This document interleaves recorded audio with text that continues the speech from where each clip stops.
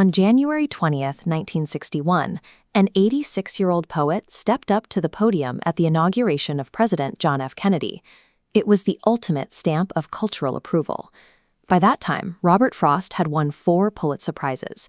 He was universally celebrated as America's grandfatherly laureate, a man who wrote charming, easily digestible verses about snowy woods, birches, and quiet rural life in New England.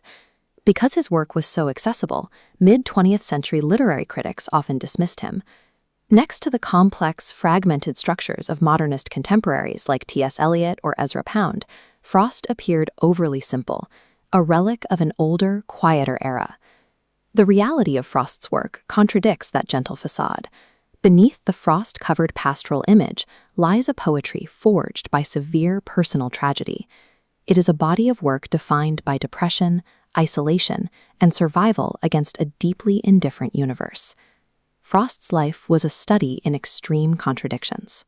The public persona of the contented, folksy farmer completely shielded a private reality structured by devastating loss.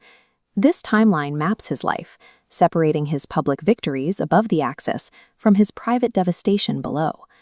Looking at the top half of the graph, the trajectory moves steeply upward. After a pivotal decade at a farm in Derry, New Hampshire, between 1900 and 1911, Frost found massive literary success in England, publishing his breakthrough collections, A Boy's Will and North of Boston. Yet, tracking his personal life on the bottom half, the graph plunges. His early years were defined by crushing poverty and the loss of his mother to cancer in 1900. Following that line further down, we see his private devastation compound even as his fame peaked. He lost his daughter Marjorie to illness, his wife Eleanor died of heart failure, and in 1940, his son Carol took his own life. Carrying this immense psychological weight required a release valve. Frost needed a way to process the unrelenting grief without letting the chaos completely overwhelm him. How do you communicate that level of internal terror while writing poems that school children can easily memorize? In a 1913 letter to a friend, Frost articulated a specific poetic theory. He called it the sound of sense. His goal was to capture the raw vitality of human speech, the exact tone and rhythm of a sentence heard muffled through a wall. This diagram shows how he achieved this, taking the messy, irregular waveform of actual conversation and forcing it into the strict, rigid grid of traditional iambic meter. The friction between wild human emotion and an immovable poetic structure creates a deep, underlying tension. The strict meter keeps the chaos contained, while the natural speech patterns tightly strain against the cage. Look at his pastoral settings through that tension, and the New England wilderness ceases to be friendly. It becomes a hostile, entirely indifferent force.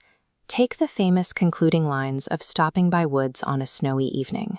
Frost writes, "But I have promises to keep, and miles to go before I sleep." For decades, casual readers pictured a tired traveler commuting home, but those lines carry a heavy, secondary tone.